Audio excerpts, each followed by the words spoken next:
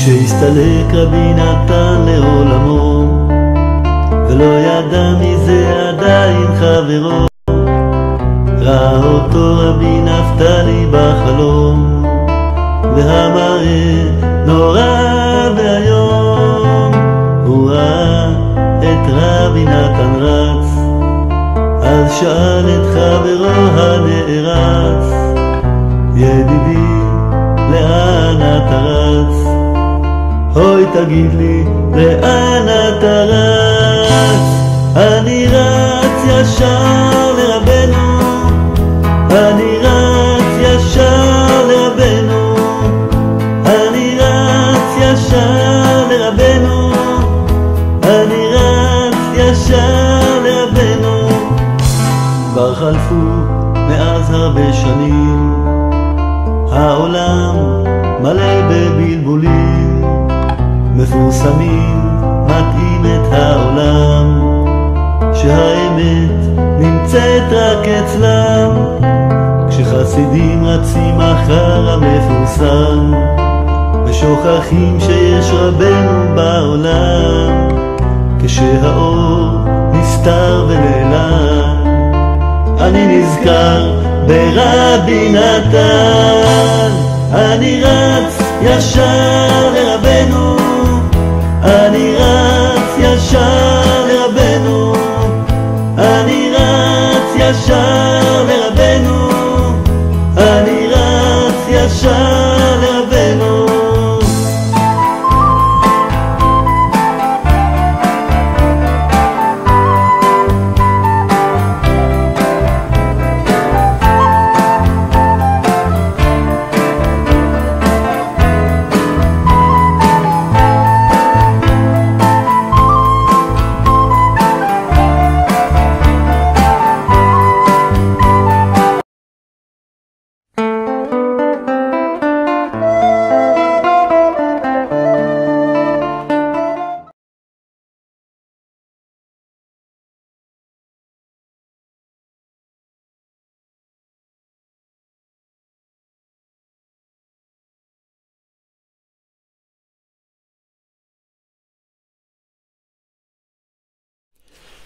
Shabbat Tov à tous et à toutes.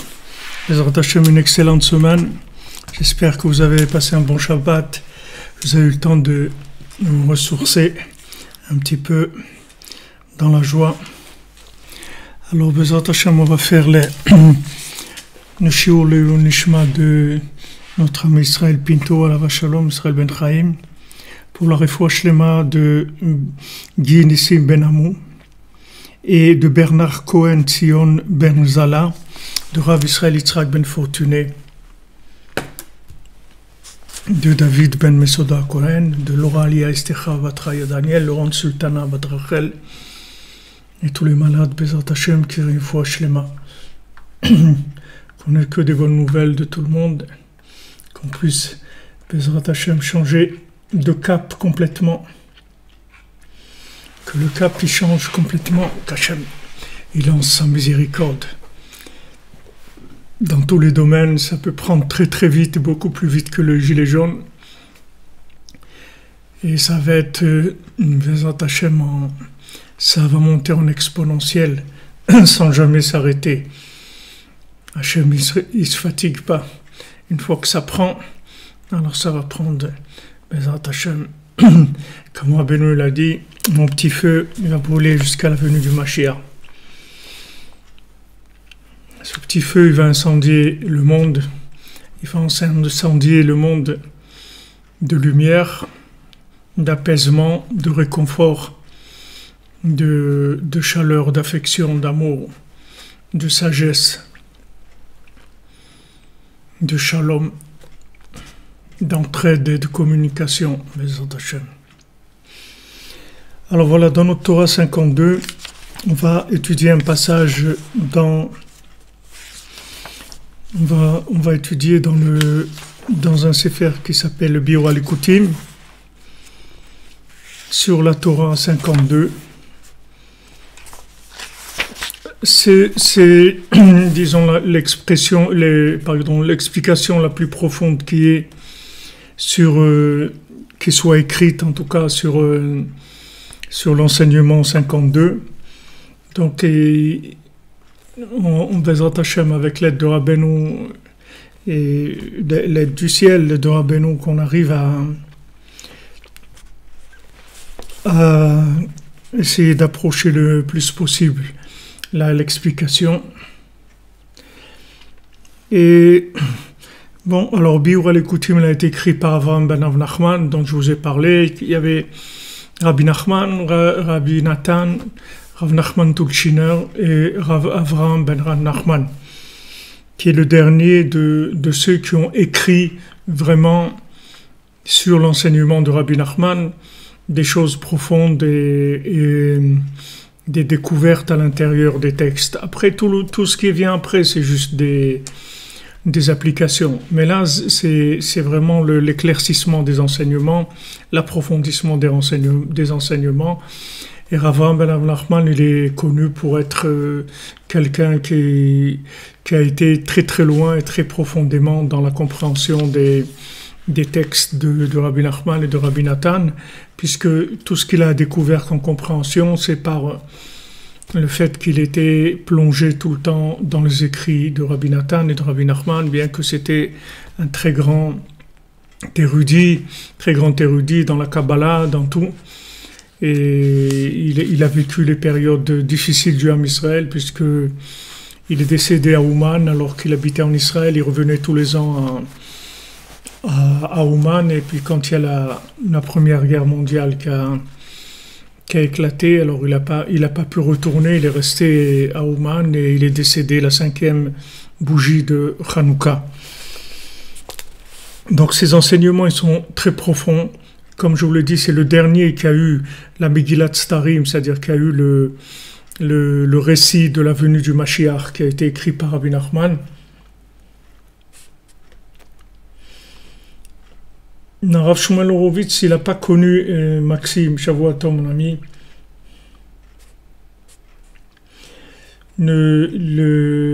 Rav Shmuel Horowitz, il n'a pas connu Rav ben Rav Nachman. Rav Shmuel Horowitz, c'est après Rav ben Rav Nachman. Par contre, ce qu'on a de Rav Shmuel Horowitz, c'est que c'est grâce à lui qu'on a les écrits de Rav ben Nachman. C'est lui qui les a réunis dans la vieille ville à Jérusalem, puisque Rav ben Nachman il habitait dans la vieille ville à Jérusalem. Et c'est Rav Shmuel Horowitz qui s'est occupé de réunir ses écrits et de les imprimer, que ce soit Corvéor, au Biur al-Ekutim. C'est grâce à Rav Shmuel Horowitz qu'on a ces écrits-là. Mais Rav Shmuel Horowitz, il est pas considéré comme un de ceux qui ont expliqué les enseignements. C'est tout des applications. Bah, au Hachem, c'est extraordinaire. Tout celui qui a écrit, c'est très très bien. Mais des gens qui sont arrivés à formuler pour nous, c'est-à-dire l'explication profonde dans le texte lui-même, avec les concepts eux-mêmes, c'est le dernier. C'est le dernier des Mohicans. Alors, on va étudier, donc ça va nous prendre du temps, parce qu'il y en a pas mal, et c'est un style très télégraphique, donc il faut déchiffrer tous les passages. Et Bezrat Hashem, voilà, on va faire ce qu'on peut avec l'aide du ciel. Donc, comme il le rapporte lui-même, Rav ben Nachman, que en fait la délivrance, elle va venir par l'approfondissement des textes de Rabbi Nachman, c'est-à-dire plus on va approfondir et plus ça va arriver à réparer. Plus on approfondit et plus on voit le visage de Moshe Rabbeinu, c'est-à-dire du tzaddik. Moshe, j'ai vu Shabbat Moshe, si vous prenez Moshe de haut en bas, c'est Moshe, et de bas en haut, c'est Hachem. Si vous lisez Moshe à l'envers, c'est Hachem. C'est-à-dire que si vous voyez le visage de Moshe, en fait, vous avez vu le visage d'Hachem dans un être humain. Le visage d'Hachem, faisons l'homme à notre image, l'homme Adam Kadmon, c'est le tzaddik qui a le visage d'Hachem. Merdi, on est tous comme vous, ne vous faites pas de soucis. On a tous un corps qui est apparemment beaucoup plus lourd que notre âme, mais c'est uniquement parce que on ne développe pas les énergies de notre âme, c'est tout. C'est comme si vous êtes dans votre voiture, il fait chaud, et vous ne mettez pas l'air conditionné, vous le mettez à 1, c'est tout. Alors ça ne suffit pas pour vous rafraîchir. Il faut monter le niveau de l'air conditionné. Alors l'âme, elle a beaucoup de force, elle peut faire beaucoup de choses, elle voit beaucoup de choses en permanence, puisque l'âme, elle n'est pas enfermée, elle voit dans les mondes supérieurs, elle voit des choses extraordinaires. Seulement, il faut être plus en contact avec elle et lui donner plus de confiance, lui donner plus de crédit pour qu'elle puisse nous communiquer ce qu'elle doit nous communiquer. Alors, Otalef, il dit Avram ben Nachman, Ain Besefer Korveor, Shekvar Nitfas. Donc, il nous dit, regardez dans mon livre de Korveor qui a déjà été imprimé. Ve'od lelo kamilin, et on va rajouter encore, avec l'aide de Dieu, des paroles, qui a bitul ve'aklaliut bechiyuv hamitziyut. Parce que le principe du bitul dont on a parlé dans cette Torah, le principe de l'inclusion et de la soumission à Hachem dans la chiyuv hamitziyut, c'est-à-dire que maintenant, comme on l'a vu dans la Torah, notre problème, c'est de revenir à l'infini. C'est-à-dire, on est parti d'un point qui est l'infini, notre âme est partie de ce point-là, elle est descendue dans le monde, dans un corps. Maintenant, il faut la ramener avec le corps, avec tous les corps qui dépendent de mon corps, c'est-à-dire toutes les autres choses qui vont être tout ce que j'ai pu faire dans ce monde, respirer, manger, connaître, toucher, sentir, tout, l'argent, tout ça, je dois le réinclure dans l'infini. Donc je vais avoir une panoplie de choses qui vont me pousser à la déconnexion, et mon travail, ça va être la connexion. Donc quand je vais connecter une chose, alors elle va devenir chiyuv hametziut, c'est-à-dire qu'elle va exister de façon absolue. Donc c'est la vie éternelle, c'est le principe de l'éternité et de l'inclusion dans la nitzriyut, c'est-à-dire le principe de l'éternité. Alors maintenant, chaque fois qu'il va y avoir une âme qui va s'inclure dans Hachem par son comportement dans ce monde, c'est-à-dire par sa recherche de la finalité des choses, ne pas se contenter du moyen, mais aller chercher au bout, de voir cette chose-là, en fait, elle mène où? Alors quand je vais me poser cette question, je vais chercher qu'est-ce qui est en accord avec la finalité. Quand je vais vivre en accord avec la finalité des choses, alors ma vie va s'inclure dans l'absolu. Et c'est ça qui me donnera la force de vivre éternellement. Même dans ce monde, j'ai déjà une vie éternelle. C'est pas uniquement après, mais même déjà dans ce monde, j'ai déjà acquis une vie éternelle. Parce que ce que je cherche dans ce monde, c'est tout ce qui est recyclable en éternité. Tout ce qui n'est pas recyclable en éternité, tout ce qui fait partie du programme de l'emballage, ça ne m'intéresse pas du tout. Alors, tout ce qu'il y a dans ce monde, on peut le voir sous l'angle de l'emballage ou sous l'angle de l'éternité.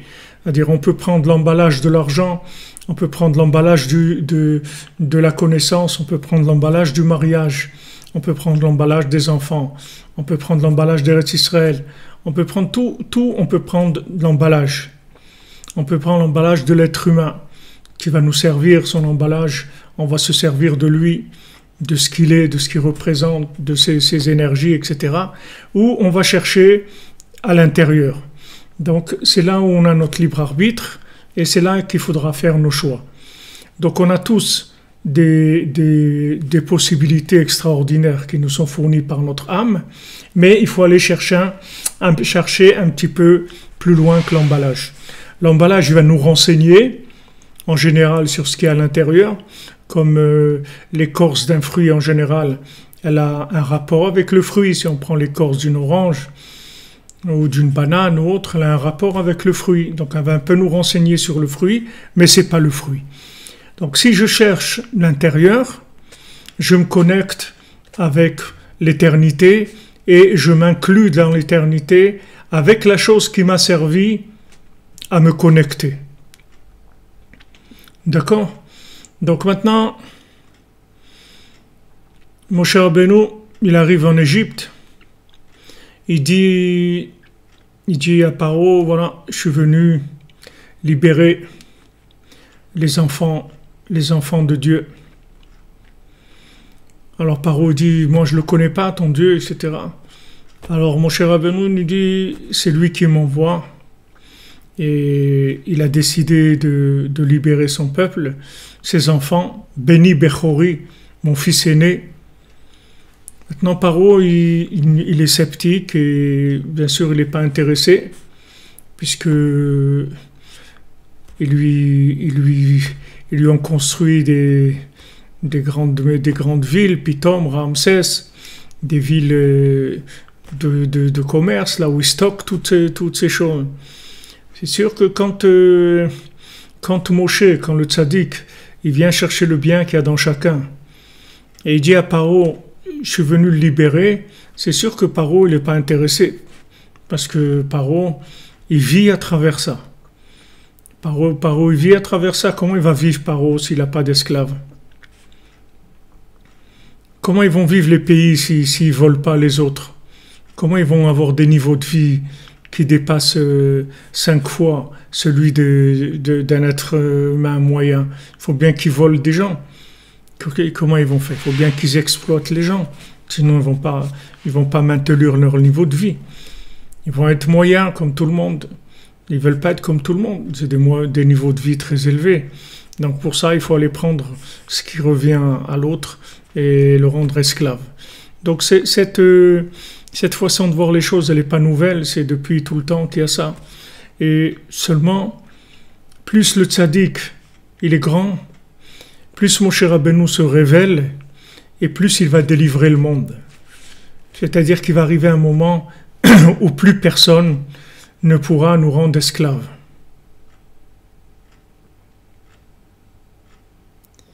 Il y aura un moment où l'esclavage, ça ne va plus marcher. Il y a un moment où on va laisser la clé sur la porte et on va partir.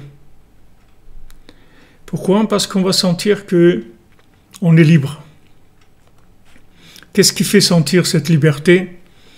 C'est le fait que le tzaddik, il arrive à décrocher la miséricorde d'Hachem et avoir un langage qui va complètement nous parler, nous abreuver dans notre misère, dans nos malheurs dans lesquels on est. On souffre terriblement. La souffrance, c'est un esclavage mental, c'est-à-dire la souffrance, elle vient de l'esclavage mental.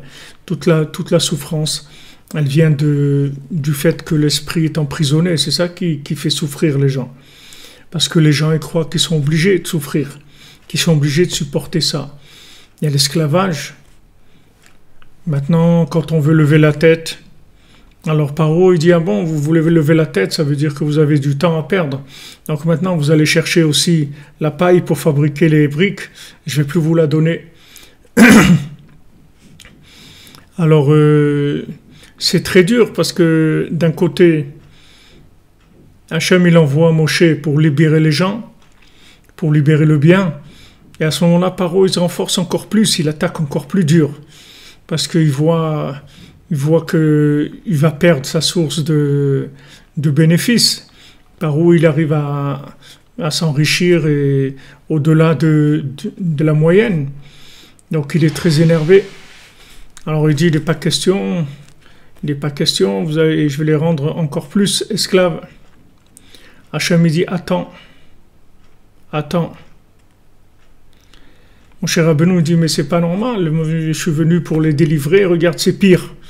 Hachem, il lui dit, attends, je t'ai dit que je vais les délivrer. Sois patient, tu vas voir que je vais les délivrer. Donc Moshe Rabbeinu, il arrive, Baruch Hashem, à Chatzot, il libère 20% des gens. Seulement 20%.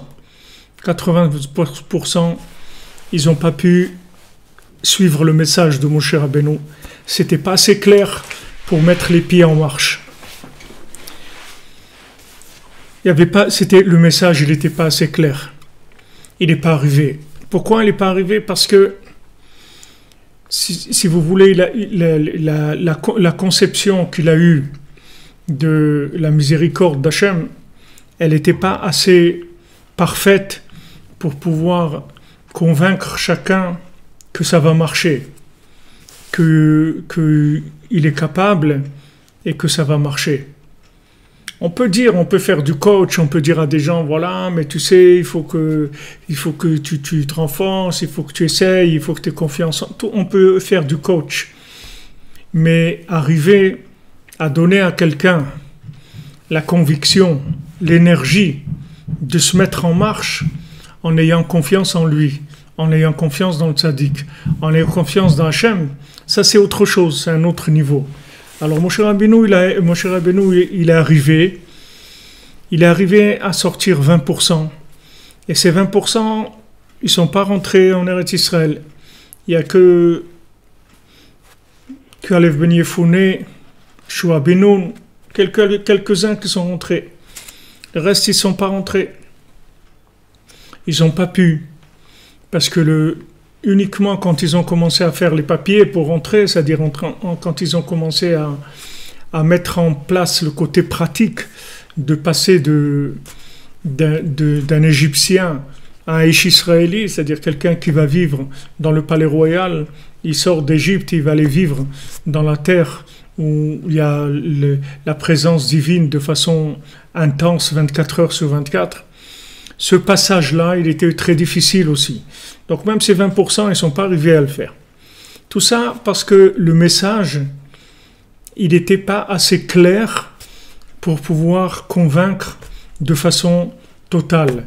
Donc la personne, elle était convaincue par Moshe Rabbeinu, par le souffle de Moshe Rabbeinu, par son énergie, mais pas assez d'abord pour faire sortir 100%, c'était que 20% qui sont sortis, et même ces 20%, ils ont eu des phénomènes de rejet, et ça a été extrêmement difficile pour lui.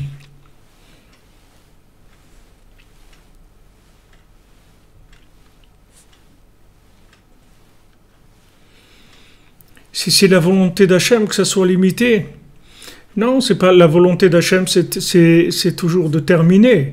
Hachem, il voulait que ça soit terminé, mais comme c'est présenté, ça pouvait pas se terminer. Le message, il n'était pas assez fort. Moshe Rabbeinu, il n'était pas assez Moshe Rabbeinu. Il fallait qu'il devienne plus Moshe Rabbeinu. Quand il est devenu Rabbi Nachman, alors là, il a la force de pouvoir sortir tout le monde, il y a plus de problèmes. Mais à l'époque, c'était difficile. Il y avait une élite qui arrivait à comprendre un peu le message pour sortir, mais même une fois sorti, dès qu'il y a eu des difficultés, le côté négatif, il a repris le dessus, il y avait de la révolte, jusqu'à refuser de rentrer en Eretz Israël, alors que c'était le but de la sortie d'Égypte, c'était de recevoir la Torah et de rentrer en Eretz Israël. Recevoir la Torah, il y a eu le veau d'or, et ensuite rentrer en Eretz Israël, ils ne voulaient pas. Ils ne voulaient pas parce que ça leur faisait peur. Ils avaient peur de cet engagement-là. Ils avaient peur de cette proximité avec cette conscience divine. C'est très difficile. Quand vous avez l'impression que vous allez lâcher des choses qui sont primordiales pour vous, qui sont importantes, qui sont votre vie, on vous dit tout ça, tu vas lâcher tout ça. C'est difficile. Tu peux lâcher tout ça si tu as attrapé autre chose. Mais si tu n'as pas encore attrapé l'autre chose et on te fait lâcher ça, tu vas te trouver dans un état pitoyable. Et ce qui s'est passé dans le désert, c'est-à-dire on nous a demandé, ok, on a quitté l'Égypte, on n'est plus égyptien, pas de problème. mais on n'est pas encore juif, on n'est pas connecté encore. Donc ce passage-là, il est amer, il est ingrat, il est terrible. Donc la plupart des gens, ils n'ont pas tenu dans ce passage-là. C'est extrêmement difficile. Alors l'étape, si vous voulez, de la tchouva, de l'engagement, elle n'est pas... La première, on voit beaucoup de choses, on voit beaucoup de choses magnifiques. C'est pas parce qu'on les voit qu'on est déjà comme ça. On voit le projet, mais maintenant il va falloir construire, il va falloir passer au travail. Et ça, c'est là où ça va commencer les difficultés. Il y avait des moments où c'est l'âme qui va prendre le dessus, il y a des moments où c'est le corps qui va prendre le dessus. Alors notre seule solution dans ces cas-là, c'est de ne pas croire que Moshe Rabbeinu il est mort, parce que si on croit que Moshe Rabbeinu il est mort, on va faire le veau d'or tout de suite. Il faut savoir que Moshe Rabbeinu il est là, Rabbi Nachman il est là, il a dit je reste avec vous, je suis devant vous et je vous laisserai jamais. Donc vous restez avec moi, moi je suis avec vous, il n'y a pas de problème. Mais vous, il faut que vous restiez avec moi. Et à ce moment-là, vous n'aurez aucun problème, parce que je vous alimenterai toujours en conscience divine, de manière à ce que vous puissiez dominer le côté emballage de ce monde, ne pas vous tromper entre la nourriture et l'emballage. Bien qu'à des moments, ça peut se confondre, mais vous ne tromperez pas, parce que je vais vous faire goûter le vin hongrois, et vous saurez exactement ce que vous êtes en train de chercher dans ce monde. Donc, quand on parle de soumission à Hachem, d'inclusion dans l'infini, on parle de vie éternelle. Donc c'est quelque chose d'extrêmement élevé et à laquelle on va tous arriver, Bezrat Hachem, on veut arriver à ça. Donc vous comprenez que bien que pour s'inclure dans la vie éternelle, il faut qu'on puisse se débarrasser complètement de l'emballage en tant qu'entité. C'est-à-dire que il faut que tout ce qui est emballage, ça ne serve que d'emballage, c'est tout, que ça soit clair, que ce soit pas pour autre chose. Qu'on fasse pas semblant que c'est de l'emballage, mais en fait c'est pas de l'emballage. Non, c'est de l'emballage, c'est-à-dire que tous les moyens, toutes les choses qu'il y a sur Terre, ce sont des intermédiaires, des choses qui vont me permettre de me connecter, des choses qui vont me permettre de recycler mon rapport avec la matière, de manière à le rendre un rapport qui s'inclut dans Dieu. Et chaque fois que je vais être éprouvé sur mes choix, je vais m'inclure dans l'infini et je vais inclure les choses dans l'infini. Donc c'est un projet qui est de très haut niveau et on est là pour ça. C'est la seule raison pour laquelle on est là pour ça, c'est pour acquérir de l'infini, pour acquérir de l'éternité. C'est-à-dire que maintenant, quand quelqu'un va s'inclure dans Hachem, il va exister pour l'éternité. Jusqu'à l'éternité. Rabbi Nachman, il a dit, quand je dis quelque chose, c'est pour maintenant, c'est pour ce monde, c'est pour la tombe, c'est pour la résurrection des morts, et c'est pour après la résurrection des morts. Chaque enseignement de Rabbi Nachman, c'est un enseignement qui permet d'avoir la conscience, qui donne l'inclusion à l'infini. Il ne faut pas que vous inquiétez, que vous n'arrivez pas à soumettre votre corps. C'est pour tout le monde la même chose. Ne croyez pas que vous n'êtes pas bien parce que vous n'arrivez pas à soumettre votre corps, vous n'arrivez pas à soumettre l'emballage. Tout le monde est à la même enseigne. Ne croyez pas qu'il y a des gens qui sont privilégiés ou il n'y a personne qui est privilégié.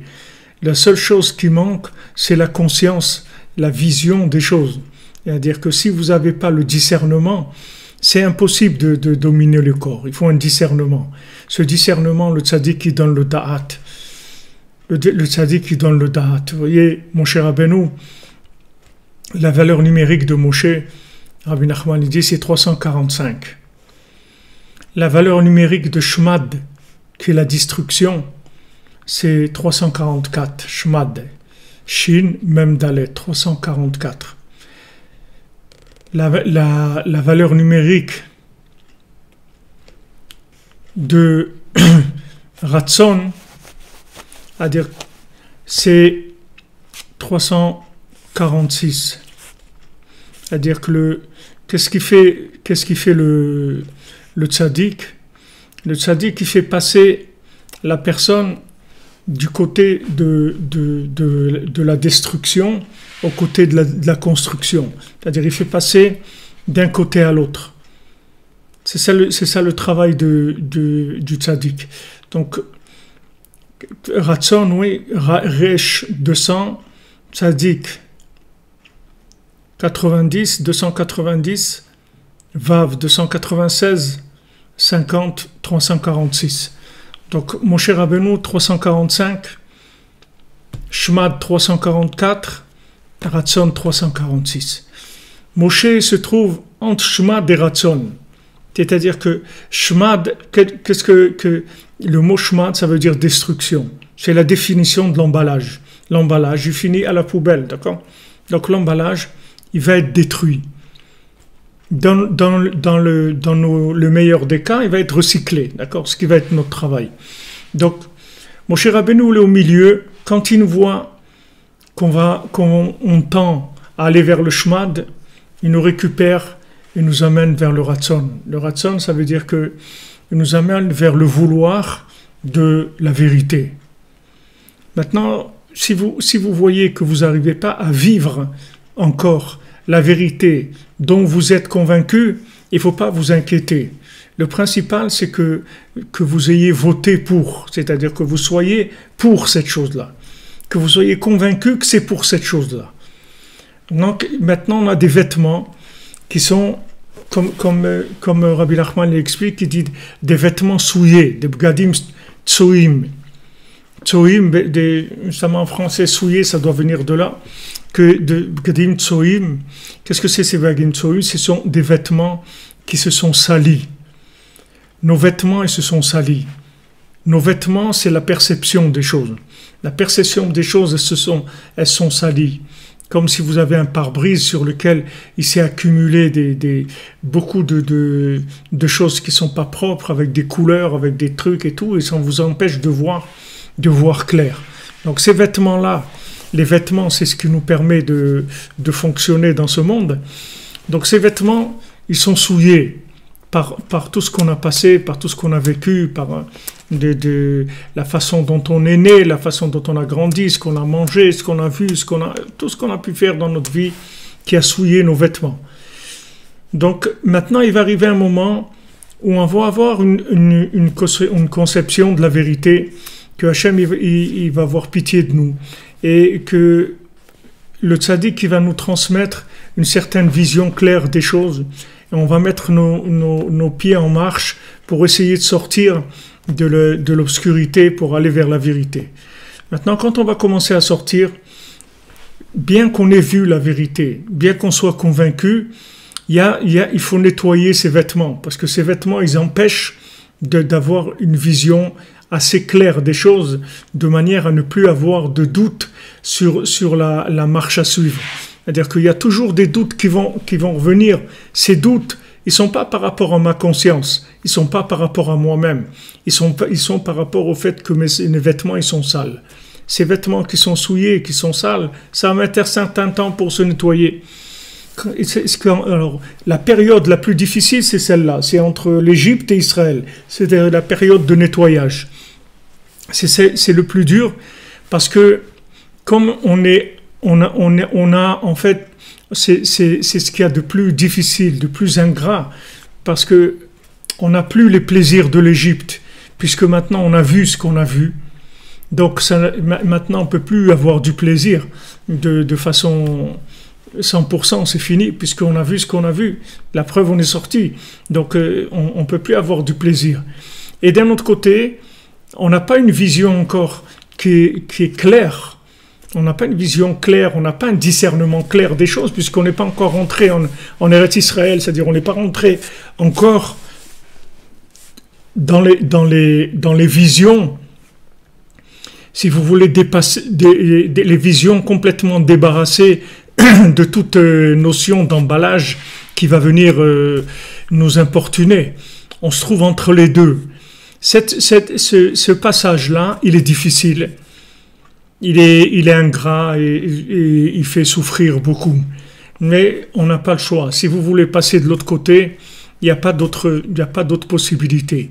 On ne peut pas vous faire passer d'un coup, parce que Rabbi Nachman il dit, si on fait passer quelqu'un d'un coup, le problème c'est qu'on va lui enlever le mal, mais on va lui enlever le bien aussi qu'il a en lui.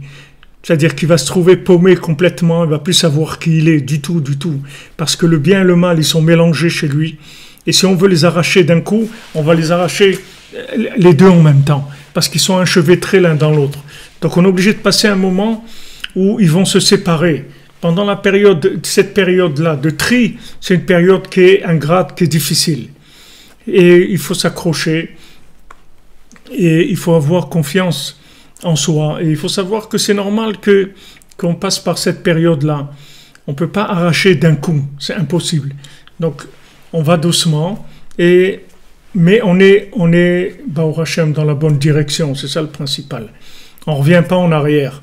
Même si on tombe, on se relève, mais on ne revient pas en arrière. Tomber, ça ne veut pas dire revenir en arrière. Revenir en arrière, ça veut dire carrément, retourner en Égypte. Et ça, il n'est pas question, puisque Moshe Rabbeinu ne les a pas laissés. Ceux qui voulaient retourner, ils n'ont pas pu retourner en Égypte.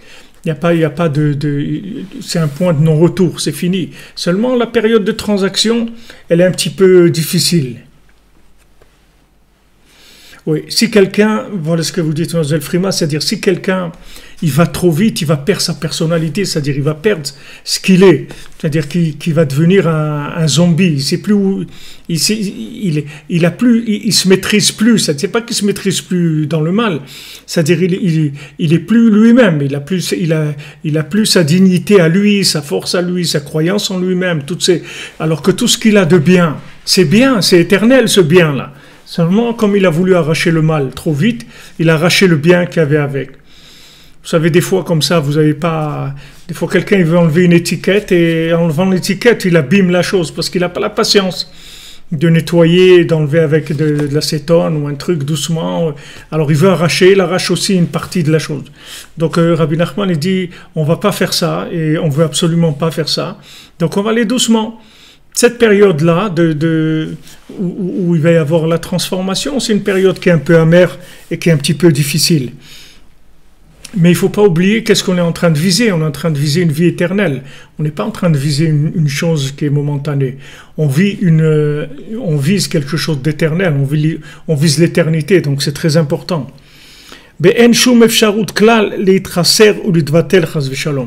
C'est-à-dire qu'une fois qu'on va s'inclure, et chaque point d'inclusion qu'on va faire dans Hachem, c'est-à-dire à chaque fois qu'on va faire une action, une pensée, un geste, un mouvement vers l'infini, cette chose-là, elle sera jamais détruite, c'est fini. Elle est complètement inclue dans l'éternité.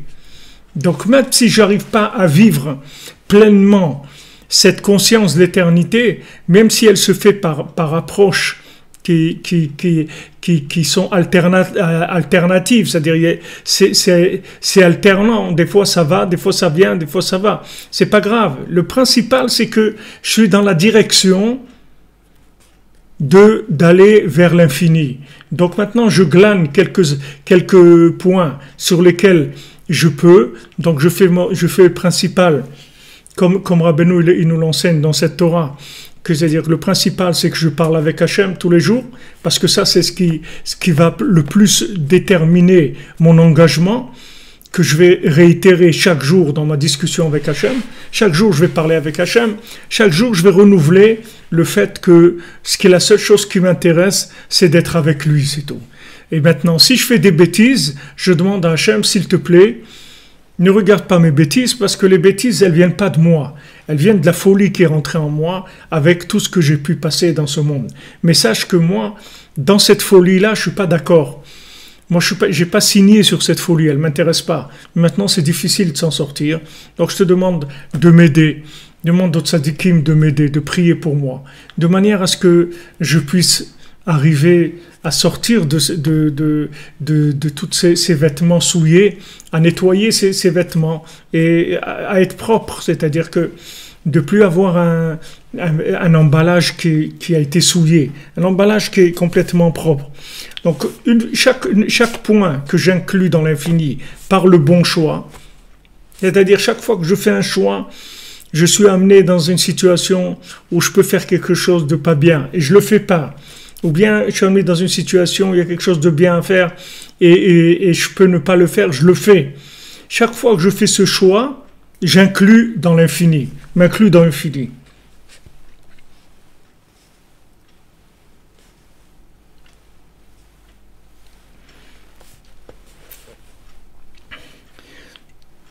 Alors il dit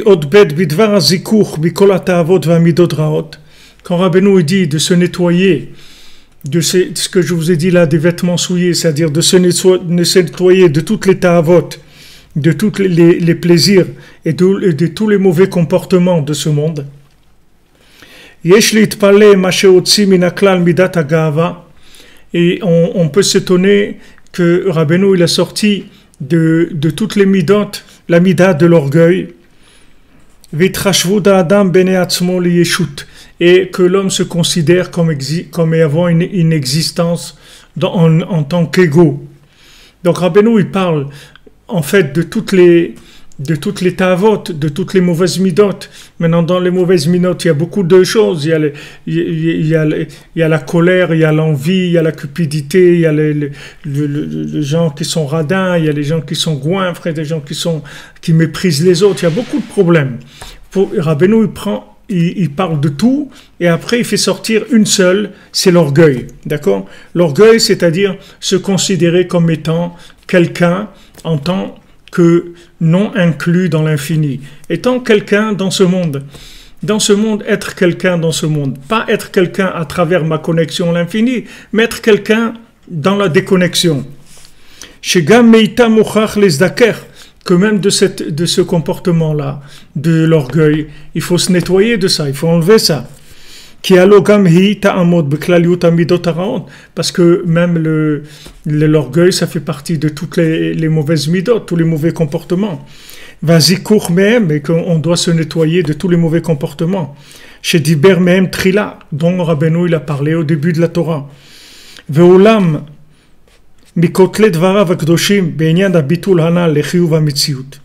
maintenant, d'après les parois des paroles de Rabbeinu, des paroles saintes de Rabbeinu, sur le bitul, c'est-à-dire que c'est en se soumettant à Hachem, en s'incluant dans Hachem, qu'on va arriver à être éternel. On voit de là que ça s'explique. Chez Kola Afratata, les Azikur Shemeita, Veatikun Betachlit Haefer, Shebe'anava Bishlemut. C'est-à-dire que maintenant, des fois les mots qu'il emploie, c'est-à-dire ils sont très très précis. Alors c'est un petit peu, le texte il est un petit peu difficile à comprendre. Alors il dit ici, Shekol Hafratata les Zikur Shemeita, c'est-à-dire que chaque fois que on va pas arriver à se nettoyer complètement de l'orgueil, c'est-à-dire qu'on va pas arriver à l'humilité parfaite.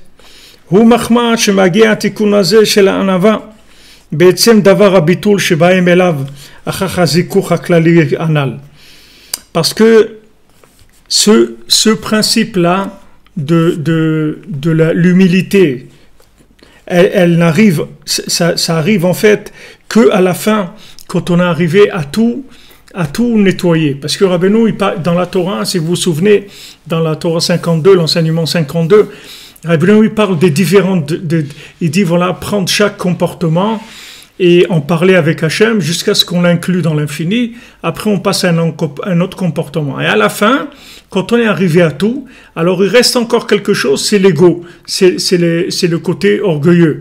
Alors ça aussi, il faut travailler jusqu'à qu'on arrive à éliminer cette chose-là. Alors de là, on voit que quoi? Que en fait, tout le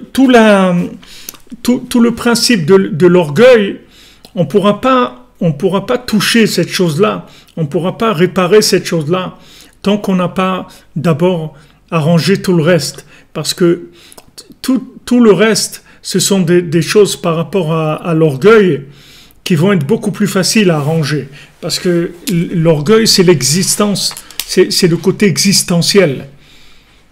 Si vous voulez, prenez pour comprendre, c'est plus facile de prendre dans des rapports humains. On va comprendre plus facilement.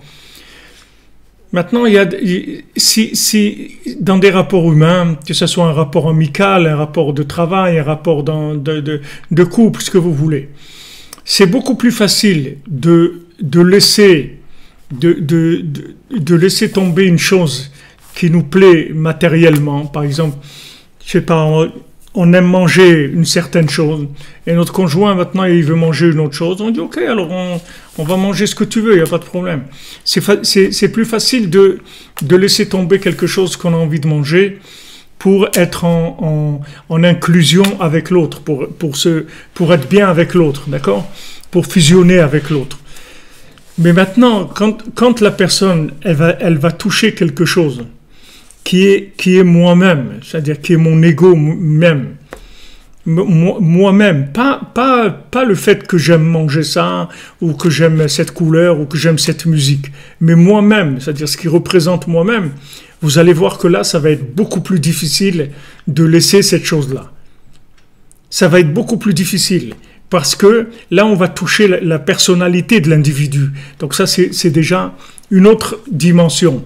Donc, ce qu'il nous dit ici, Rabbeinu, c'est qu'une fois on va tout laisser pour fusionner avec Hachem, comme avec une personne. Vous voulez être bien avec cette personne, c'est-à-dire, bien, ça veut dire echad, ça veut dire on va fusionner l'un avec l'autre. D'accord? On va fusionner l'un avec l'autre. On va être un. Donc voilà, tu veux qu'on mange ça, ok. Tu veux qu'on a tel endroit, ok. Et tu veux écouter telle musique, pas de problème. Ça, ok, tout, on peut laisser tout, il y a pas de problème. Une fois que maintenant, on sera capable de tout laisser et on va le faire besimcha, c'est-à-dire qu'il n'y aura pas de problème. Donc ça va donner un niveau de fusionnement déjà qui est pas mal, mais ça reste encore extérieur. Là où on va arriver, là où le bas blesse, c'est quand on va arriver sur l'ego de la personne. Ou que la personne, elle sent que si elle lâche cette chose-là, alors elle a perdu sa personnalité. Elle n'est plus elle-même. Alors là, ça va être très très difficile. Parce qu'elle va avoir l'impression que, ça y est, elle n'existe plus. Elle n'existe plus. Si elle donne ça, elle n'existe plus. Donc ça va être très très difficile. Très très difficile.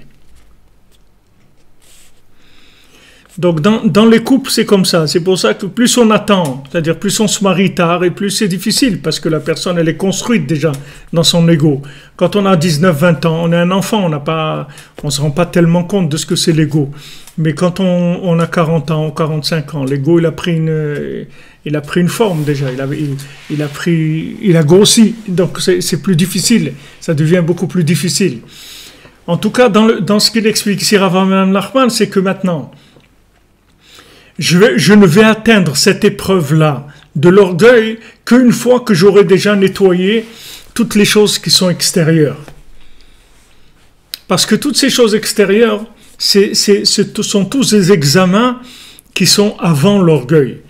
L'examen principal, c'est l'orgueil. C'est là où je vais arriver, après tout. Une fois que je vais passer tous les examens de la colère, les examens de la boulimie, l'examen d'aimer l'argent, de tous les plaisirs, tous les emballages de ce monde, une fois que j'ai fini avec tous les emballages, je vais arriver à l'emballage le plus difficile, c'est l'existence de l'ego lui-même. Et là, je vais avoir l'impression que si je lâche ça, je vais mourir. Si je lâche ça, j'ai l'impression que ça y est, c'est fini pour moi. C'est la mort. Parce que j'ai l'impression que je ne vais plus exister. J'ai dit quoi? Ça aussi, je vais donner, mais non, ça, je ne peux pas. Mais non, ça, je ne peux pas. Si je donne ça aussi, ça y est, c'est fini. Alors, je ne suis plus moi-même, j'ai plus rien à faire ici. Et ça y est, ça commence à être extrêmement difficile. Ça commence à être extrêmement difficile. Et c'est la chose qui va être la plus difficile dans les rapports humains, bien sûr, mais dans le rapport avec Hachem aussi, ça va être le plus difficile. On est d'accord d'être avec Hachem. On est d'accord de servir Hachem, de faire les mitzvot, de faire tout. Mais d'enlever l'ego, d'enlever l'orgueil de la personne, c'est-à-dire son existence propre, de devenir transparent, très très difficile. C'est la dernière étape. Une fois on s'est débarrassé de toutes les autres étapes qui sont vraiment de l'emballage, alors on arrive à celle-là. Et celle-là, c'est le dernier, c'est la dernière couche de l'emballage. C'est-à-dire ça, c'est, comme on dit, Hachem Malar Gaout Lavesh. Hachem, c'est lui qui règne. Il a un vêtement d'orgueil, un vêtement de gloire.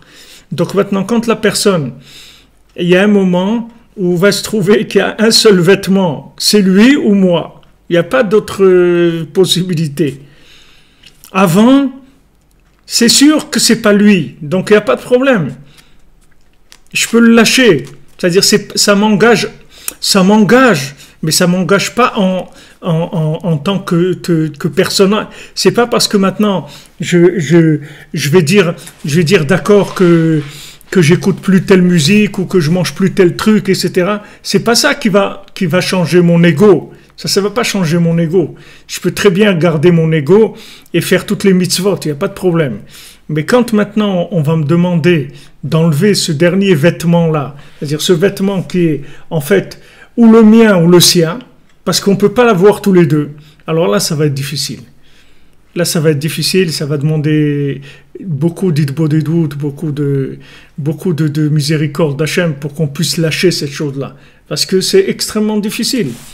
Parce que la personne, elle a l'impression qu'elle va mourir si elle lâche ça. Parce que quelle est son existence après? Elle ne va exister qu'à travers Hachem. Elle va exister qu'à travers Hachem. Elle n'aura plus d'existence propre de par elle-même. Maintenant, exister à travers Hachem, c'est une existence beaucoup plus grande que d'exister par rapport à soi-même. Mais le passage, il est très très difficile. C'est comme si quelqu'un il passe sur un fil là entre deux montagnes et que c'est le vide en dessous. Il y a le vide total en dessous. Donc c'est extrêmement difficile. Parce que la personne, elle est d'accord, ok, je fais les mitzvot, je fais du bien, je fais de la tzedaka, tout ce que tu veux. Mais moi, me donner moi, ce que j'appelle moi, ça c'est très très difficile. Donc c'est pour ça que c'est la dernière étape. Ça c'est la dernière étape. C'est-à-dire une fois qu'on va tout passer, c'est là où ça va venir. Donc il ne faut pas vous étonner des fois qu'il y a des problèmes. Vous avez des problèmes dans la vie de couple, etc. Les gens, ils ne s'entendent pas bien. Et ils croient qu'ils ne s'entendent plus. Ce n'est pas qu'ils ne s'entendent plus, c'est qu'ils sont arrivés à... Ils ont déblayé le terrain sur des choses qui étaient des choses très rustres, des choses primaires.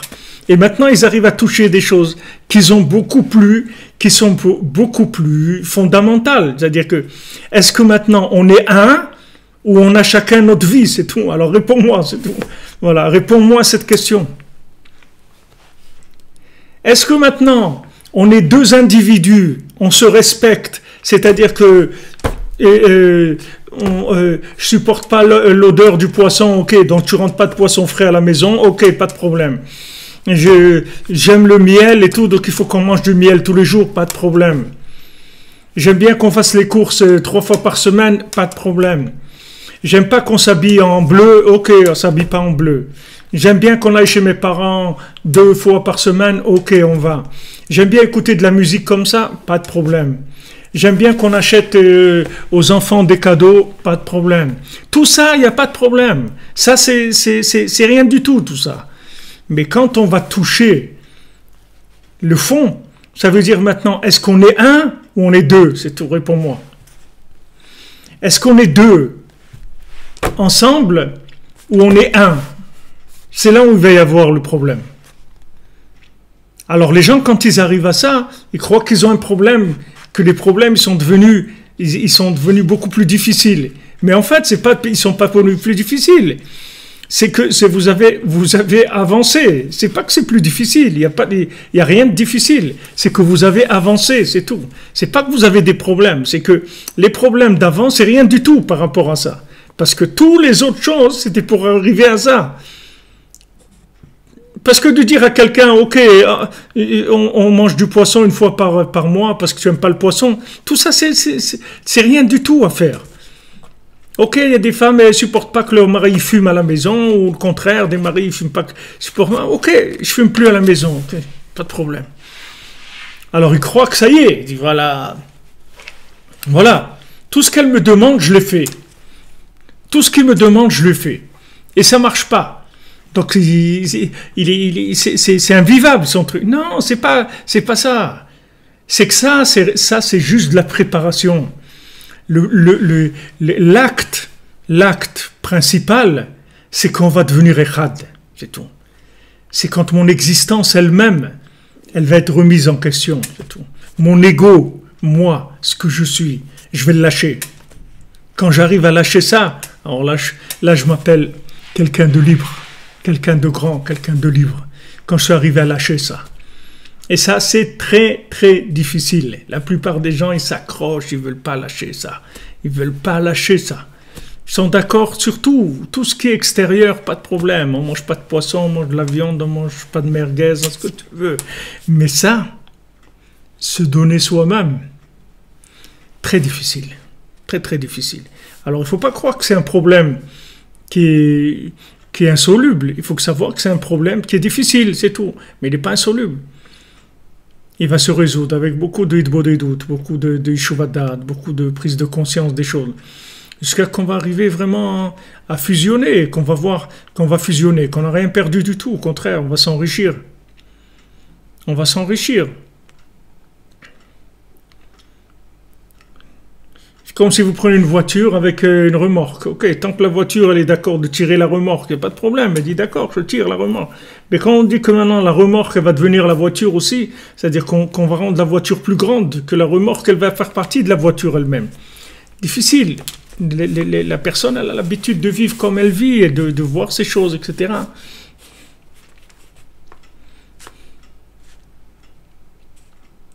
Vous comprenez ?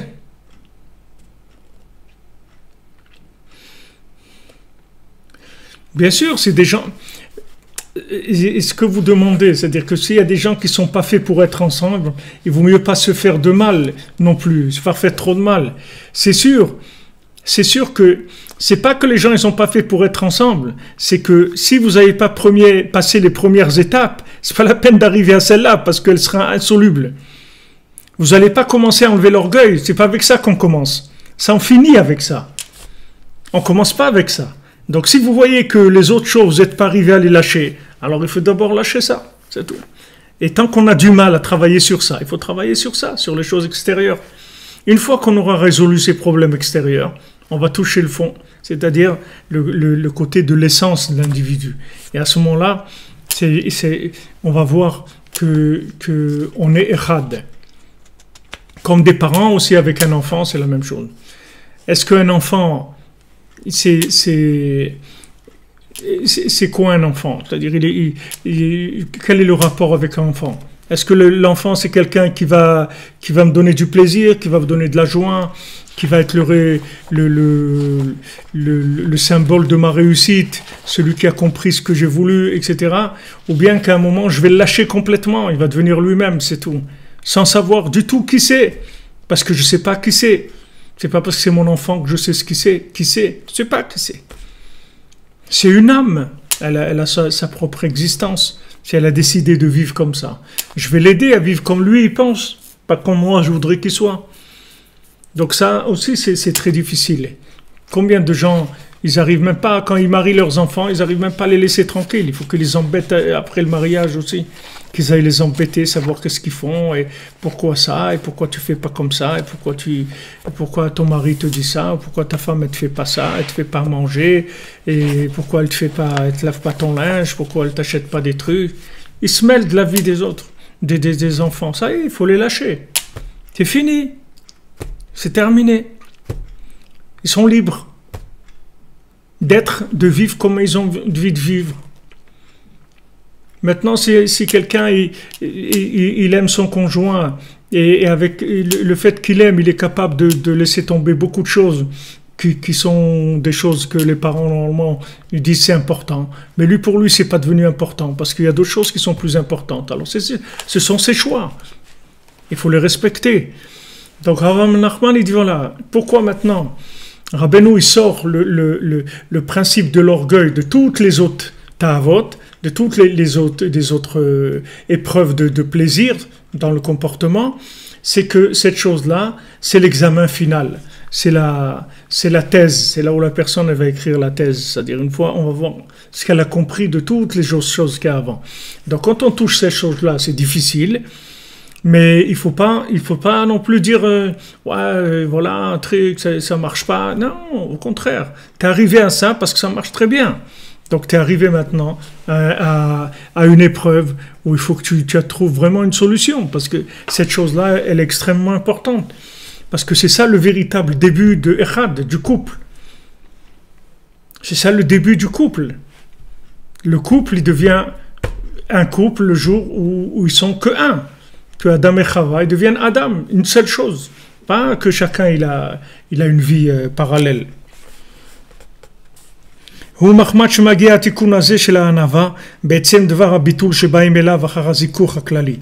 voilà, on arrive à l'humilité une fois qu'on a résolu tous les problèmes qui s'appellent des problèmes extérieurs par rapport à ça. כמובן במקום אחר, שכל הביטול והכלליות בחיים נצחיים הוא בענווה ושפלות לבד. Que, comme c'est écrit dans un autre endroit, c'est-à-dire dans le Likutei Moharan, dans la Torah 72 du deuxième volume du Likutei Moharan, Rabbeinu rapporte là-bas que toute l'éternité qu'il y a dans l'individu, ça va être le côté de l'humilité qu'il y a dans chacun. C'est-à-dire, c'est ça qui va vivre pour l'éternité. C'est l'humilité qu'il y a dans chacun. Parce que l'humilité, c'est la définition de l'éternité dans ce monde. Si vous voulez voir à quoi ça ressemble de l'éternité, de l'infini dans le fini, c'est l'humilité. Parce que l'humilité, donc, là-bas, Rabbeinu, il parle de Moshe Rabbeinu qui se trouve dans les membres de chacun, et que c'est l'humilité de Moshe Rabbeinu qui se trouve dans les membres de chacun, dans le corps de chacun. Et cette humilité-là, c'est elle qui va permettre à la personne de se lever à la résurrection des morts, c'est-à-dire que cette humilité-là, c'est elle, c'est-à-dire quand on touche l'humilité de la chose, on a touché l'infini, c'est-à-dire le côté éternel de la chose. Quand on est arrivé à l'humilité. Et l'humilité, c'est pas de dire bon, c'est pas grave. C'est pas ça l'humilité. L'humilité, c'est pas de supporter. L'humilité, c'est qu'il y a rien. C'est-à-dire il y a pas je supporte. C'est pas que je supporte, c'est qu'il y a rien. Il s'est rien passé. C'est pas que j'ai pris un coup, je le supporte. C'est que j'ai rien pris du tout. J'ai même pas senti qu'il y avait un coup. J'ai rien senti du tout. Que m'a dit une parole comme ça, on m'a dit ça, j'ai rien senti. Pourquoi? Parce que, comme mon cher Rabbeinu, il leur dit, qu'est-ce que vous... Anachnouma, nous on est quoi? On n'est rien du tout. Vous nous parlez, vous nous dites, ouais, vous faites ça et tout, mais nous on n'existe pas. Vous parlez à des gens comme vous croyez qui sont comme vous. Mais nous on n'existe pas. Donc si vous avez quelque chose à dire, il faut le dire à Hachem, pas à nous. Nous on n'existe pas. Parlez à Hachem, dites-lui, voilà, ça, on n'est pas content de ci ou de ça. Ou bien, si vous voulez, je vais lui dire en votre nom. Mais c'est pas moi. C'est-à-dire que le côté moi, il n'existe pas. Donc, ce côté-là de l'humilité, c'est ça la Chaim Nitzrim. C'est ce qui s'appelle la vie éternelle. Alors, Bezrat Hashem, on a fait les 2 premiers passages. On continuera demain, Bezrat Hashem, Shavua Tov. Que des bonnes nouvelles, et Bezrat Hashem, que cette Torah-là, cet approfondissement de la Torah, elle nous éclaire et nous débarrasse de tout ce qui vient troubler notre vie et nous induire en erreur. Que Bezrat Hashem, il y ait que du bonheur, que de la réussite dans tous les domaines. Merci pour votre présence, pour votre assiduité. Au Hashem, vous regardez, on est 115 en live. Baruch Hashem. Merci mon Dieu, merci pour votre présence, pour votre aide, pour votre participation, pour votre soutien, votre fidélité, pour votre engagement. Et voilà, on a mis en marche les pyjamas, les gilets jaunes pyjamas en avance. Bezrat Hashem. Be'atzlacha, merci pour tout.